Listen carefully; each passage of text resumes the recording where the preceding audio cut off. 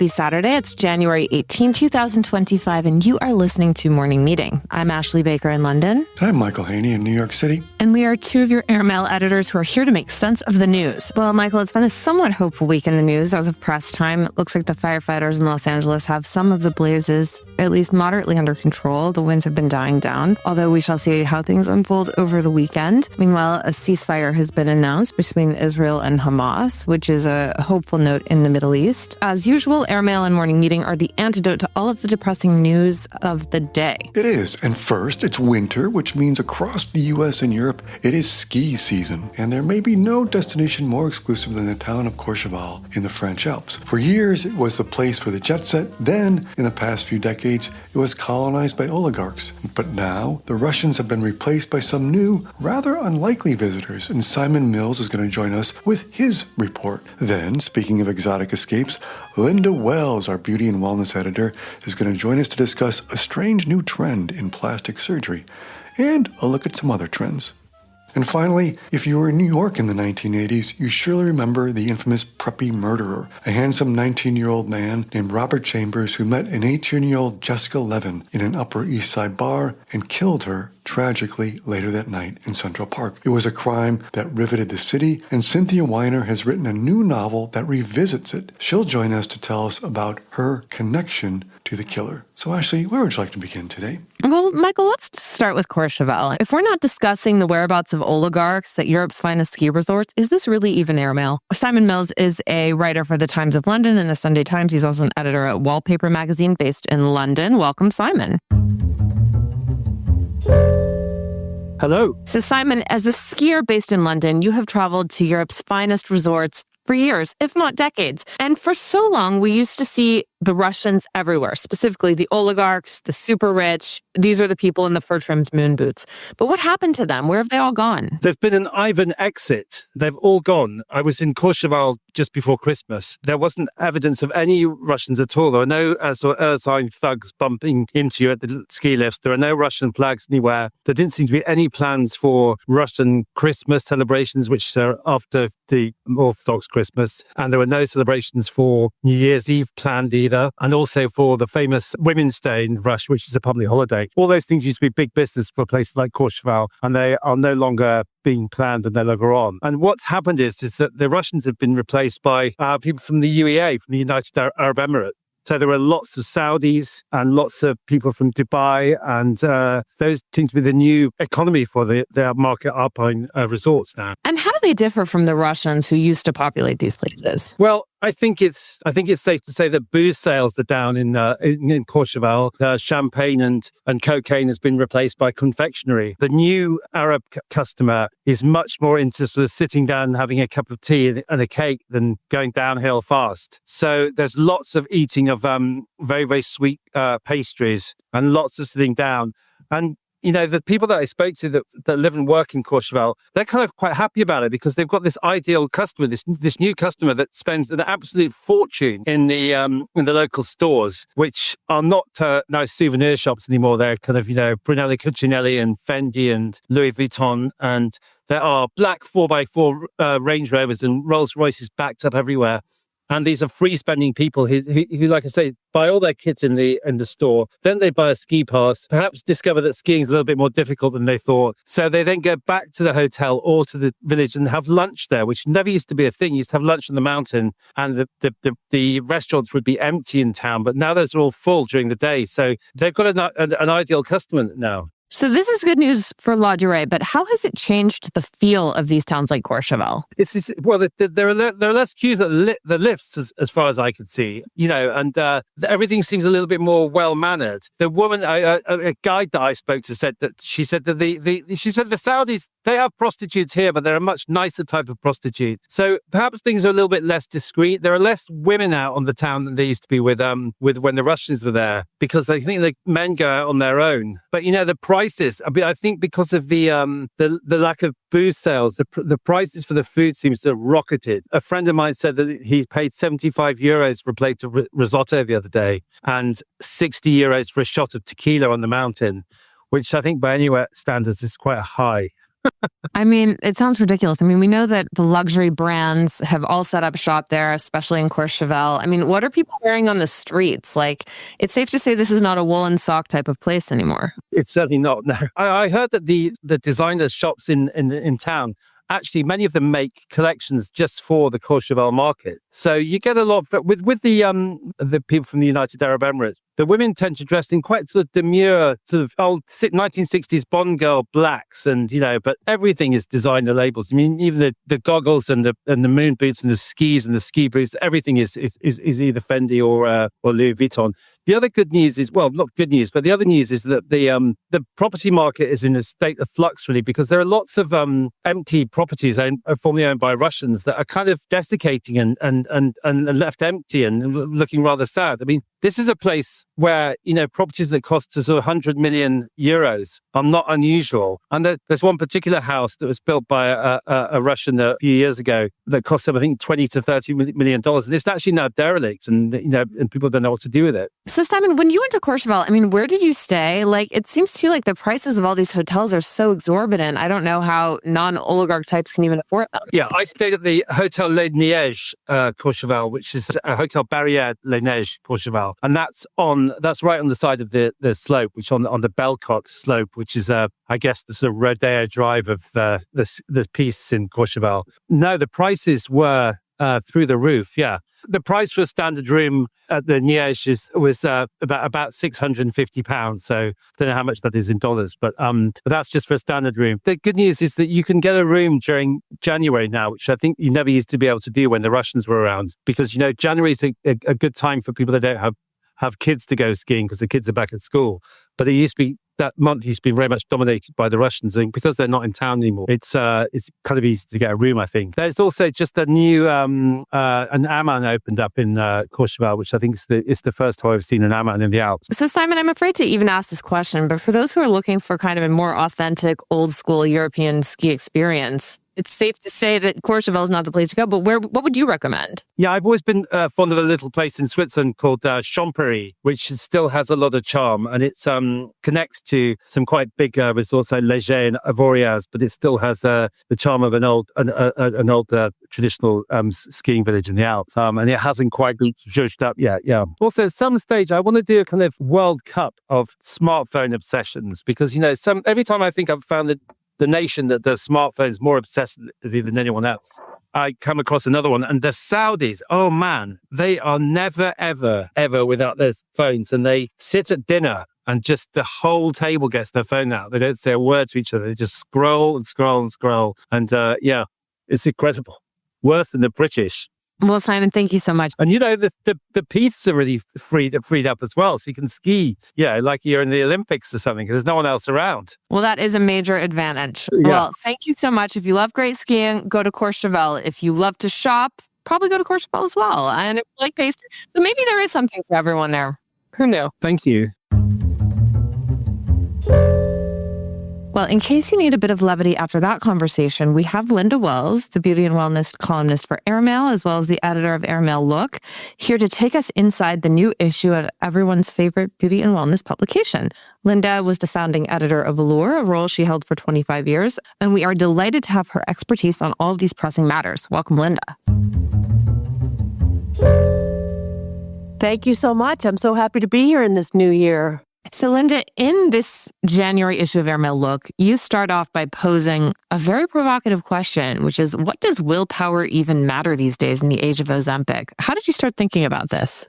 I was really thinking about it when I kept getting Substacks and emails and Net-a-Porter temptations every minute and thinking, I'm saying no to everything. And finally, I was worn down so much. I'm like, by the end of the day, after saying no all day long, I wanted to buy something. I deserved it. I'd said no all day. So I was thinking of it really in terms of shopping, and then thinking about how willpower seemed like such a judgmental aspect of our lives, and how there was something wrong with you. You were weak-willed if you ate too much or drank too much or smoked or did drugs. And really all you need to do was snap out of it and be a tougher person. And so when Ozempic really kind of took that away from the whole conversation, because it's really proven to sort of take care of willpower and really replace it for alcohol and food and nicotine and drugs, then the rest is a big question mark. What happens to willpower, and does it have a role? And I think it really does, because it does have to do with so much of impulse. So willpower is really something that we revere in many ways as a sign of civilization and uprightness. But what do you do with it? And can you strengthen your willpower? And on that note, like, I'm tempted to not even try, but is there anything that you can do? There actually is. And that's what I found was so interesting. I spoke with the leading expert in willpower who's studied this for many decades. And he said that you can do certain things like, for instance, sleep. I mean, sleep is the answer to everything. But when you don't get enough sleep, it disrupts the hormone production that controls satiety. So you really are not as capable to reduce temptation. And then if you have less stress, that helps your power of will. If you can actually even do small exercises, like if you're someone who isn't a member of the New York City Ballet and your posture kind of slumps from time to time during the day when you're hunched over your computer, you can practice sitting up straight. And the fact that you're reminding yourself to do this strengthens your willpower for other activities. Intriguing. Well, this is very encouraging. Yeah, I mean, I think particularly at this time of year when we're all kind of making resolutions and thinking about improving ourselves. And the fact is most people's resolutions fail within, the week of January 1st. But there are things that you can do even to make your resolution stick, which is start with the small ones and do one at a time. And once you tackle one, you're going to be better prepared, and that willpower muscle will be stronger for you to do the next ones. Linda, do you have any New Year's resolutions? Well, I do. I did. My real resolution was to get on top of my calendar, and you, Ashley, already know how badly that has gone. I just can't seem to get on top of my calendar. Like that's a personal problem. So that's my biggest one. And the other one is to lift weight. And I'm doing okay with that. Oh, good. Michael, do you have one? No, but I when you say get on top of your calendar, is that referring to like time management? It's not. It's really referring to the stupidity I have of getting to a Zoom meeting on time. And Ashley can attest to this. I'm fine with in-person meetings. I don't know what it is, but I really cannot manage my meeting times. And I've got the wrong day. I feel like such a ditz. All right, Linda, we have more stories to discuss. Next up, I think we should talk about Jill Kargman's Kegel machine. I can't believe I just said that, but there we are. There we are. I know. Jill Kargman is unafraid of anything that's outrageous. She's so fantastic. And so she goes to a place called the V-Spot, named after the V-Spot, and she sits on the Kegel chair, which is a chair that does those Kegel exercises that we're all told by our gynecologist to do, and that we don't do, because even though you can do them anywhere and they're easy, who can remember? And we're all busy and we can't be bothered. So there's a way to outsource it. You sit in this giant chair and you're fully clothed, and the machine pings your Kegel region, and it does the equivalent of 13,000 Kegels in 28 minutes. And this is valuable because it strengthens your pelvic floor and it makes you less likely to have urinary incontinence and a lot of other things. And no one tells it like Jill. She's hilarious. Michael has no response to that. So let's move on to something that I think, Michael, you'll be interested in this one. Simon Mills wrote a really fun story for us about the return of the prominent nose, especially among men. And as a guy with what he would consider to be a large nose himself, this is a thrilling development. I know. I always love a good, strong nose, particularly because I have a large one myself. And I think we're seeing an appreciation for this in someone like Adrian Brody in The Brutalist, or Paul Mescal in Gladiator 2, or there's Adam Driver and Jeff Goldblum. It turns out that rhinoplasty procedures are down in 2023, or were down in 2023, 43%, fewer than in the year 2000. And that's an interesting number because most plastic surgery is going up, not down. Reverse rhinoplasties are also gaining popularity, where people are getting them undone and redone. So there's an appreciation for the strong nose and the prominent nose, and I'm all for it. Wait, what is a reverse rhinoplasty? You go back to what you had? Well, I think here's the real fact of the matter. Rhinoplasties are really difficult. And even though lots of people get them, they often require second and third surgeries, Michael Jackson notwithstanding. And it's because the nose is so fragile that it can collapse on itself. And if too much is done and too much is removed, it needs to be bolstered again. But so I don't think that this number really reflects why people are getting the reverse rhinoplasty, but it could be that people end up not liking their new petite nose, but it also could be that the nose isn't holding up. Okay, scary. Just another reason not to take scalpels to your face. And speaking of scalpels to the face, we have a funny Speak for story. yourself, Michael. We like scalpels to the face. Right.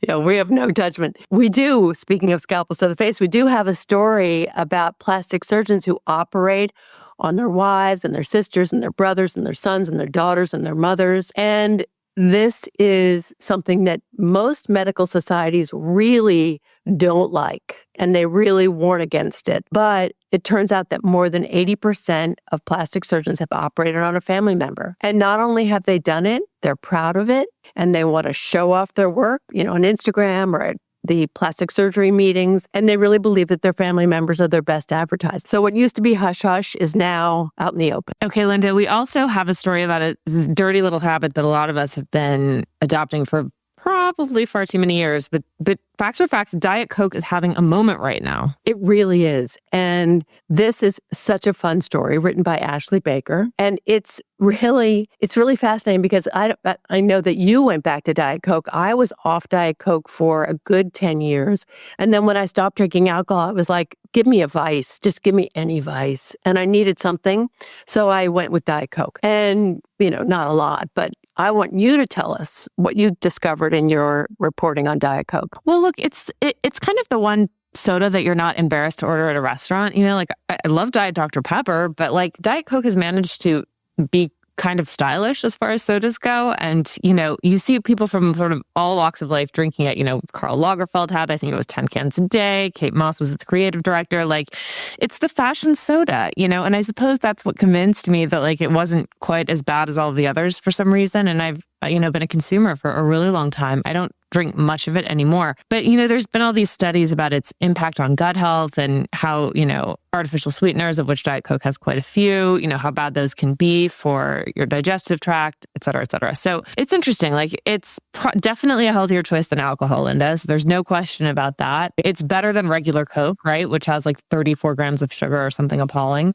But what it does do, which I found interesting, is that because you're not digesting, the thing with artificial sweeteners is they're not really processed by your body. They go all the way through your digestive tract. They're not turning into fat, so to speak, because they have no calories. But because of that, they're penetrating all the way down to your lower GI tract. And that's where they're having these impacts on the gut microbiome. Now, all this research is still kind of new, but, the nutritionists that I spoke with for the story sort of said, look, we don't really know how bad it is. All things are relative. That being said, could you possibly switch to sparkling water? Maybe throw some berries in there. They have polyphenols, TBD. So, it's all things in moderation. Yeah, sure. But making a habit of Diet Coke drinking, which so many of us have done, ordering it with meals, drinking it throughout the afternoon, probably not the best way to go about life. No kidding. Now, Ashley, you looked into some strange mixtures with Diet Coke. What did you find? There are people trying to make it healthy. Oh, yeah. Well, so that's another reason we did the story is because it was really trending on TikTok. There was this whole protein Diet Coke trend where you mix Fairlife Core Protein Shake with Diet Coke, and it's supposed to be delicious. I have not tried it. The TikTok girlies swear by it.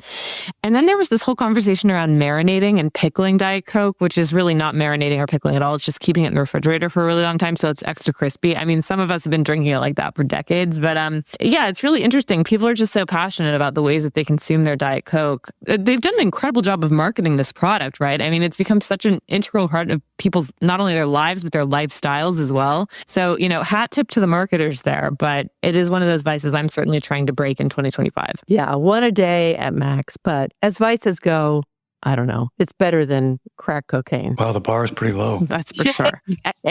Well, Linda, thank you so much. What a great issue. And thank you for talking about it with us. You can check it out at airmail.news/look. Don't miss a word. Thank you both so much. Now it's time for Diet Coke. Yes.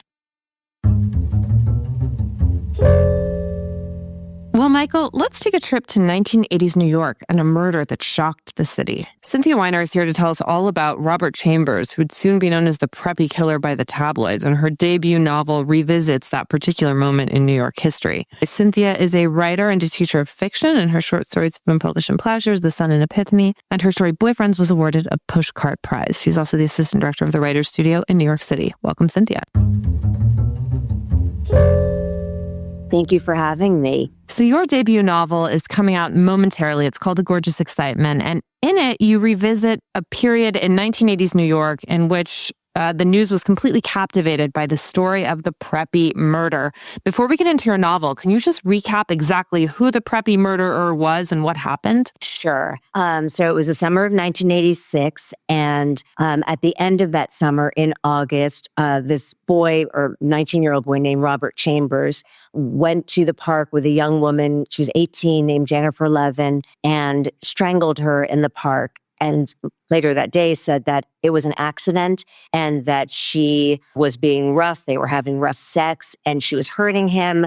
And to get her off of him, he put his arm around her neck and pulled her back, and she died that way. And you were a teenager in Manhattan, right, when this all occurred. Like, first of all, how aware were you of this story and why were you aware of it? Oh, I was very aware of it. So during that summer of 1986, I spent many nights. I grew up on the Upper East Side, and I spent many nights at this bar on 84th and 2nd, where everybody was going. All the private school students went there, college students went there, called Dorian's, and that was where the real life killer Robert Chambers and Jennifer Levin actually left from at the end of that summer. So they were there a lot that summer, and I knew him somewhat well. I mean, everybody knew him. He really was incredibly good looking and popular, and he'd gone to a bunch of different schools because he'd gotten kicked out of a bunch of different schools.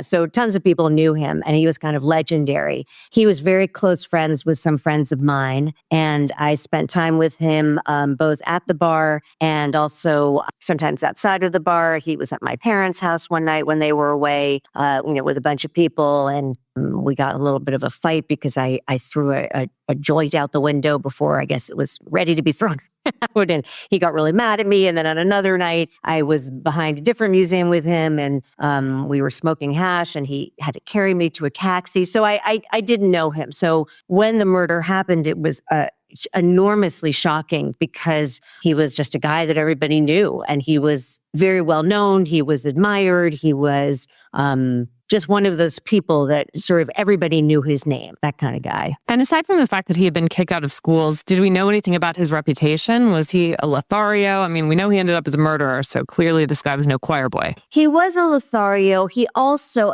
I knew that summer because my friend told me that he was, and I guess I should say allegedly, he was stealing credit cards. He was taking the impressions of credit cards back when they had those credit card machines. I think he worked as a waiter for a while. And when the customers, he would take their credit cards and copy them. I knew some of that. I didn't know, but apparently some other people knew he was stealing. He'd go to parties. He'd steal from girls' purses. He also was doing some big time burglary, which I didn't know about. And I'm not sure how many people did. It came out later, where he would go to girls' apartments when he knew their parents were away and rob them. He had a partner. He would, bring stuff downstairs in suitcases, and they would, or in bags, and they would, pawn them. That was a lot of money that he was stealing. So he definitely was stealing a lot. That was kind of known. He had a drug problem. He'd already been in rehab a couple of times. I think he had left early from one of the rehabs quite soon before the summer. He'd been kicked out of a bunch of schools. The thing I'll say is that at least from a young woman's point of view, some of that stuff, at least some of it seems sort of romantic and exciting and Robin Hood-ish, I guess. So as much as I and maybe some people knew, I don't know if even at that age you can understand what that really implies about a person. And Cynthia, this is a fascinating period of New York history to revisit, and one you know intimately well. But why was now the right time to revisit it in novel form? Like, what sort of brought the story back into your subconscious and thought that it could make for interesting material for a novel? Yeah, it's been a number of years. Well, first of all, it took me a long time to figure out how to tell the story. I tried to write it as a short story. with different points of view and at different time periods, and from the present day looking back, or from being at that time, and various things. So that took a number of years to figure out. And also, if I sort of had permission to tell the story, it took me some time to reconcile with that it was all right to tell it, even though it hadn't literally happened to me, that it had happened to me in a bigger sense. It had happened to the city at that time. It had happened to all young women in that time in a metaphorical way, and just in terms of changing all of us.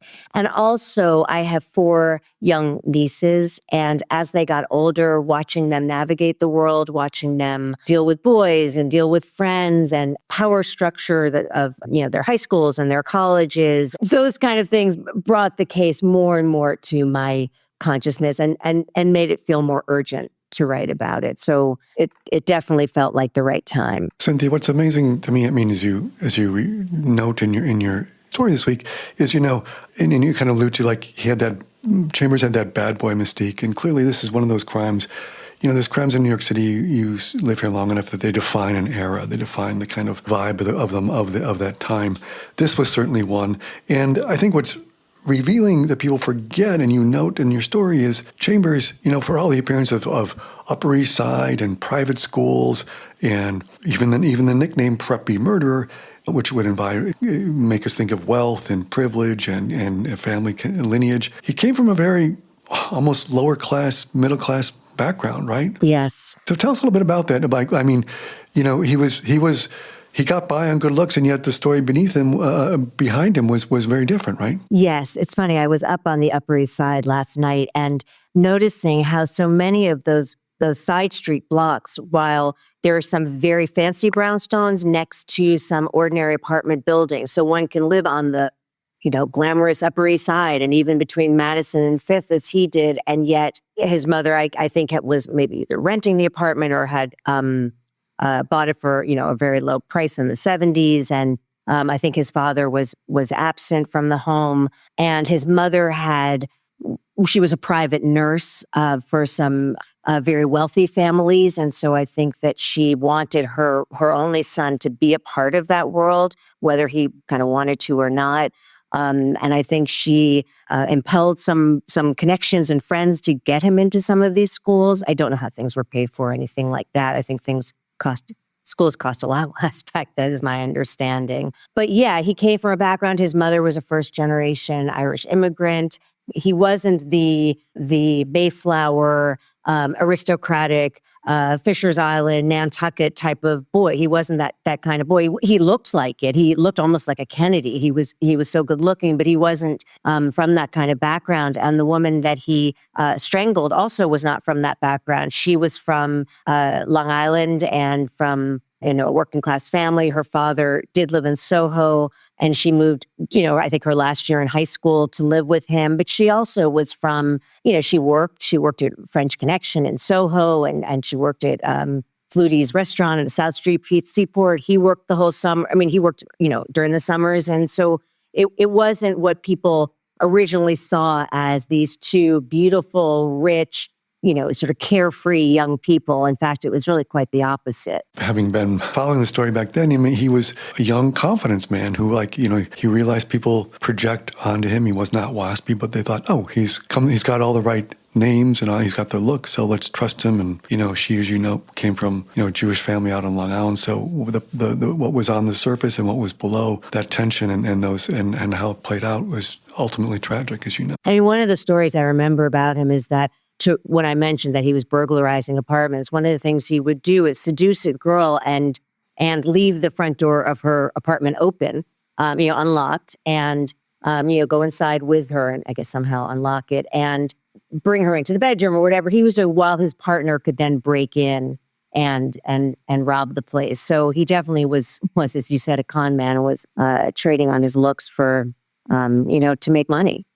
Cynthia, given how incredibly close this story hits to home, not only for you, but also for your friends growing up in New York at that same period, did you have any hesitation about revisiting it? Yeah, as I said, I didn't, there was the worry about it. It was a tragedy. It was a just terrible thing that happened to her and to her family. And to write about, although it is fiction and it is a novel, and I did change a lot of things, but still to write about that and to make a creation out of that, there was part of it that felt a bit uncomfortable to me to sort of trade on that, let's say. I hope that's not what I'm doing, but, to even worry to myself that that's what it might be like. And I know people who were involved with him at that time. And yeah, I still feel sometimes a little uncomfortable about having written about it. But at the same time, I did want to tell the story. It was an integral part of my life also. And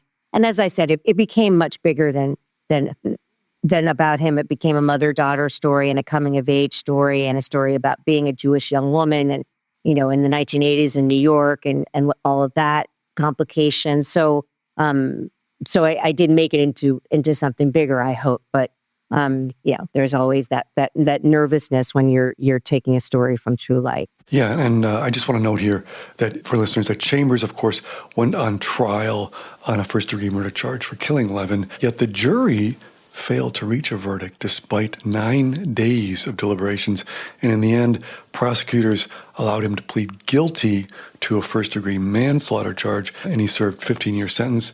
He did, however, end up back in prison for selling drugs after he was paroled and was only released from that sentence 2 years ago. Yes. Served 15 years, got out for about 4 years, went back into prison for another, I believe, 19 years on a drug charge, and now is out for the past couple of years. Yeah. Well, Cynthia, thank you so much for speaking with us. Best of luck with your new novel. It's an addictive read, so we recommend it to everyone. Thanks again for joining. Thank you so much for having me. I really appreciate it. It was wonderful talking with you both. There's only one place to discover a global snapshot of the current cultural scene. Airmail's Arts Intel Report. Our international research tool for what to do and where and when to do it is user-friendly, continuously updated, and meticulously curated. Arts Intel is handy at home, on the road, and when you're planning your next trip. It also includes indispensable lists of restaurants and hotels in key cities around the world, recommended by our well-traveled experts. Explore Arts Intel at airmail.news/arts-intel, and be sure to sign up for our Week in Culture newsletter, which is published every Wednesday afternoon at airmail.news/WIC. I'm Chris Garrett, an Airmail Deputy Editor, and I never leave home without it. Bon voyage. Well, on that note, it is the weekend. We have time to kill, or at least we think we do. Please, what do you have to recommend? Okay, I've got a movie, and now I'm reluctant because I know that many of these Oscar contenders are not out in the UK yet, but I'm going to raise it anyway because I never know if it's a... Have you seen Emilia Perez yet? Actually, that one I have seen because it's on Netflix. Okay, so can we talk about it? Sure. Okay, so for those of you who haven't seen it, it's a story basically of a Mexican lawyer who's offered an unusual job to help a cartel boss transition into living as a woman. And it stars Zoe Saldana, Selena Gomez, and Carla Sofia Gascon. I thought it was terrific. I mean, it's directed by Jacques Audiard. One part musical, one part foreign film, one part thriller. I just thought it was terrific. I didn't know where it was going. I was all in. I thought it was very inventive, and I like it. What do you think, Ashley? Yeah, same. It's one of those stories I hadn't really read before, heard of before, seen it before. Lots of strong performances, acting-wise, like it checks all the boxes. So we'll be hearing more from this as award season unfurls. Although who knows exactly what that's going to look like, Michael? I mean, given these fires in California, there are so many conversations around how these awards are going to evolve. I didn't know, by the way, that the Critics' Choice Awards is for profit. Did you know that? I did not know that. And that's weird. There's some conversation around, maybe they're going to turn it into a telethon, raising money for the victims of the fires. We shall see. Yeah, but anyway, wherever it goes, Emilia Perez, very inventive. I was all in. It's on Netflix now, as well as a couple theaters. But it's the audacity of the vision. Pretty great. So, but you, my dear, what do you have to recommend for us today? I've just been reading an old book that we read a few years ago. Did you read the oral history of Anthony Bourdain's life? I did not read it. Oh, it's excellent. Okay, so Lori Wooliver put this together. She worked with Bourdain for about 10 years as his assistant and partner in crime and all sorts of different things. She has a memoir coming out on March 11th that I'm excited to read called Care and Feeding. But she also, this book is so wonderful. It was called Bourdain, the Definitive Oral Biography. It was a New York Times bestseller. his voice is so indelible, and I really love revisiting Kitchen Confidential from time to time. And this is a really interesting insight into kind of what made him tick and the people around him at various points in his life. But what I love so much about it is what an incredible character he was, and not just on television or in his books, but especially in real life. And as we launch into this new year, it reminds me of the importance of going after things passionately and being excited about life and discoveries and travel. And it's just a good January book. Highly recommend it. So it's called Bourdain, The Definitive Royal Biography. Came out a few years ago, but that means you just get it on Kindle. Easy peasy. Well, we wish you all a marvelous weekend. Thank you so much for joining us. Michael, will you please read us out?